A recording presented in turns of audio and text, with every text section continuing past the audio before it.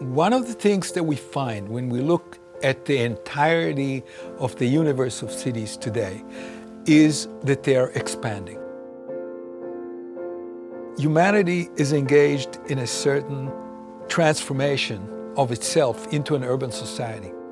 People have decided that instead of living close to the land, they want to live close to each other.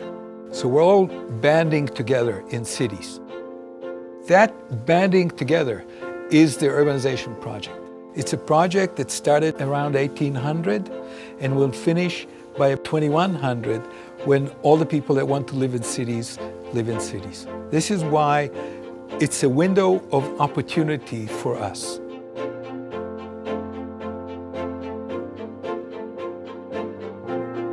Between now and 2050, 2.5 billion people will be added to the urban population of the world. We can prepare for that.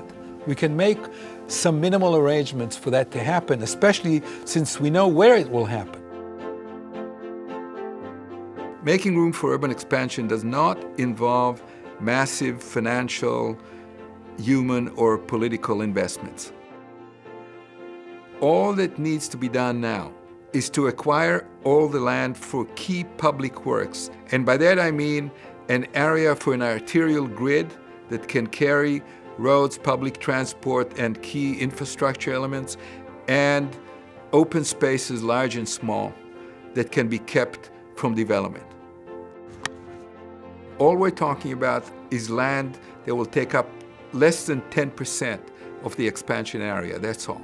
Doing it now is the only way to do it, because doing it later, after development has taken place, is impossible.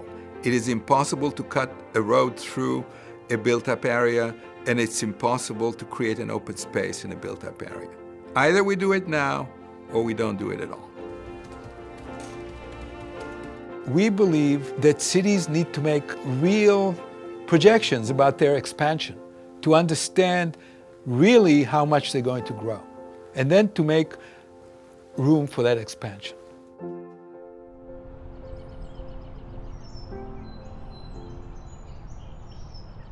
Making room matters because it ensures that there's enough land for the city to expand. And being intentional about urban expansion makes cities more equitable, makes them more efficient, makes them more livable, and makes them more sustainable. There are some exemplary plans of cities that have made room for their expansion. The best example is the Commissioner's Plan for New York for 1811. That plan expanded the built-up area of the city 7 times.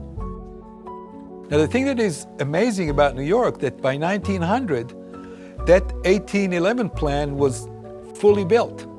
And then New York created a plan for another 7-fold expansion of the city. And that time, that area filled up in 35 years. Now, when you think about this, 7-fold and 7-fold again, these people planned for a 50-time expansion of the city. And you ask yourself, where did these people get this vision, and why did we lose it? Why are we not doing it today when there are still cities that will expand 6 and 8 and 10-fold in the coming decades?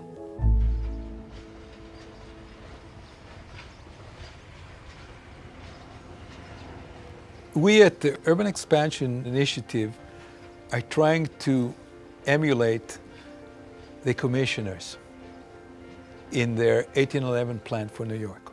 We're looking for visionary mayors. Mayors that can shape the futures of their cities with a set of simple actions that taken now can ensure a better city for generations to come. The Urban Expansion Initiative is all directed to getting things done on the ground. It's an action program. We're interested in putting stakes in the ground, real markers that can shape and guide the inevitable expansion of cities. This is a once-in-a-lifetime opportunity. The urban population of this world is going to more than double. It may even triple before the end of the century. We can be inviting, we can be accommodating, we can make preparations, we can organize. We have to make room for the people who are going to be coming. If we want to deal with cities, we have to deal with them now before the urbanization project comes to an end.